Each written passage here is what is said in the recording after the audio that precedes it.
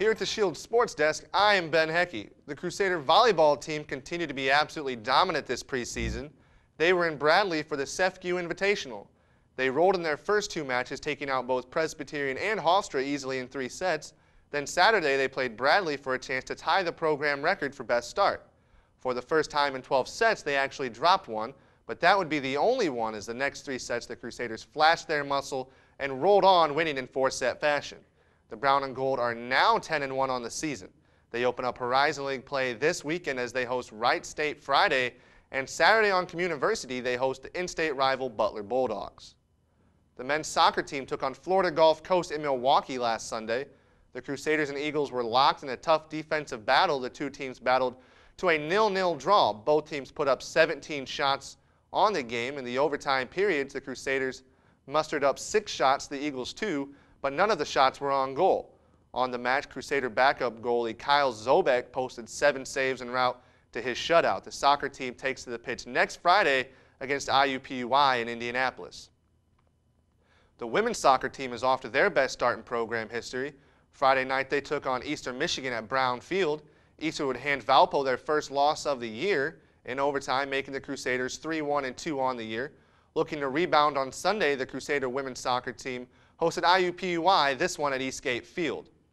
The women's soccer team took to the pitch Sunday against IUPUI. An early first-half goal gave the Crusaders a 1-0 advantage. Here, freshman goalie Christian Mansky makes a diving stop to maintain the Crusader lead. The Brown and Gold defense was suffocating the entire match, as seen here. A corner attempt by IUPUI is thwarted away on the head of Sarah Melhorn here to keep the score at 1-0. Catherine Terrell here now with her own corner kick, trying to give the Crusaders a 2-0 lead, falls to the backside of the net. With one final chance, the IUPUI Jaguars sent a free kick into the box and was knocked away by Mansky not once but twice. And on the second attempt, she found it in her arms as she held it as the final buzzer blew and the Crusaders win 1-0. Dale Carlson is in his first season at VU. Traditionally, the Brown and Gold have struggled on the football field, but Carlson is looking to turn that around and do it in a hurry. Assistant Sports Director Drew Taylor sat down with Coach Carlson last week to ask him about his short time here at Valpo and what we can expect in the future. For the Shield Sports, I'm Drew Taylor. Last week, I sat down with head football coach Dale Carlson to ask him a few questions, first being his impressions. You know, I was really impressed with the campus, so I just drove through campus. I was amazed at what they had done with the new student union, with the new library, because none of those things were up at that point. So I was very, very impressed with the physical appearance of the campus when I got here.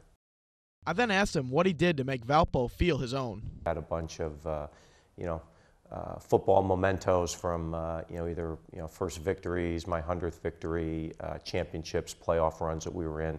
And I wanted those to be in a prominent place for players to come in so they could see this is the type of program we wanted to have. And I wanted to have that visual up there, for everybody to see. We then went on to discuss his expectations for the upcoming year. Our expectations are to play better each week. We can get to the point where we are competing for 4 quarters every Saturday. I then asked him, with all the upgrades around campus, where does the football team look to improve? Well, one of the things that we're looking at is upgrading our schedule, and I think you saw the start of that this year with Western Illinois as our opening game. Next year we've got Youngstown State, actually the next 2 years, on our schedule. We're also negotiating with a couple of Patriot League and Ivy League schools to try and get those types of teams on our schedule. He's very excited about the first ever home night game at Brown Field. So hopefully the atmosphere is going to be great, and I'm excited that we've got the lights up. I think that brings a different venue to college football games. As a coach, I'd like to go. I mean, if it was up to me, I'd play at 11 o'clock because I want to get the game going and get it over. I don't like sitting around, but in terms of the atmosphere, having played home night games in the past, the crowd and the players were excited about it, and I hope that allows us to bring more people out to our games and gives us an opportunity really to showcase not only Crusader football but our campus too, and get people from the community and the region involved. I went on to ask him what his 5-year plan was, and he gave me his 5-minute plan. That goes to show you he wants to turn things around in a hurry. For the Shield Sports, I'm Drew Taylor. Dale took his team to Franklin College last weekend looking to rebound from his season-opening loss. This, however, would not be his or the Crusaders' day. as they dropped their second straight game. The Crusader defense was gashed again this week, allowing 568 yards, but did allow 3 points less than the prior week. The offense got their first score of the year on an Eddie Morelli 4-yard rush. At the end of the day, the Crusaders just couldn't overcome 3 turnovers on their way to a 42-7 loss at Franklin.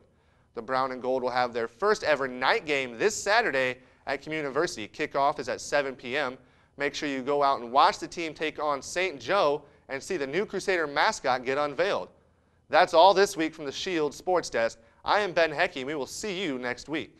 Thanks, Ben. Speaking of Communiversity Day, I really hope the weather's okay for the unveiling of the new mascot. Yes, and I have also heard that they're going to try and break a world record with largest song and dance. Wow. Yeah, so we'll go to Chief Meteorologist Lisa Meadows with this weekend's forecast. Lisa? Thank you, Justin. Well, we do have partly cloudy skies in the forecast for tonight. That's going to bring our low down to about 52 degrees, and it is clear on our radar as of now, but unfortunately that's not going to be the story for very long. Tomorrow's forecast, we do have a chance of rain, getting up to 64 degrees, dropping down to 53 for tomorrow night under mostly cloudy skies with some of that rain continuing. And unfortunately, it looks like we are going to be seeing some of that rain as we move into the weekend. Friday, we could get up to 71 degrees with that chance of rain lingering all the way into Saturday for Communiversity Day. Our high should get up to about 73 degrees. Then it should cool off as we move into Sunday. High of 69 for Sunday, and then hopefully we'll see those clouds start to break apart as we move into Monday, and we'll get some temperatures back into the lower 70s. From your VU Weather Center, I'm meteorologist Lisa Meadows. In more Valpo news, Valpo's first efforts to reach their goal of 100,000 service hours begins on Saturday as part of Communiversity Day. The university plans to send teams of students, faculty, and staff to sites all over Northwest Indiana to perform a variety of service projects. Some teams will be washing windows, others painting offices, and the list goes on, including yard work and cleaning homes. Early estimates put the number of participants at 350. On September 10th, students received an email from President Heckler, giving the university's official position on a statement from a church in Gainesville, Florida, that they would burn a copy of the Quran in opposition of a plan to build a Muslim mosque with the new Freedom Tower in New York City. In the president's letter, he told the Valpo community that the university condemns the intentional burning of the Quran or the desecration of holy books from all faith traditions as misguided and inappropriate acts. The letter goes on to affirm Valpo's position as an institute of higher learning that seeks to foster conversation between all faiths. In an edition of the South Bend Tribune, Valparaiso University was cited as an institution that produces work-ready graduates with outstanding technical focus. Valpo hopes to keep this reputation going with the first college fair of the year. Here you can see students participating in a fashion show put on by the Career Center to help students dress professionally at the fair. The fair will take place on Friday from 10 a.m. until 2 p.m. The fair is an excellent place for students to make contacts with possible employers as well as prepare for spring and summer internships. The Career Center encourages all students to attend, including freshmen, and of course to dress professionally. That's all on this edition of The Shield. I'm Justin Thompson-Gee. And I'm Lauren Whitney Gottbreath. Have a great night, Valpo.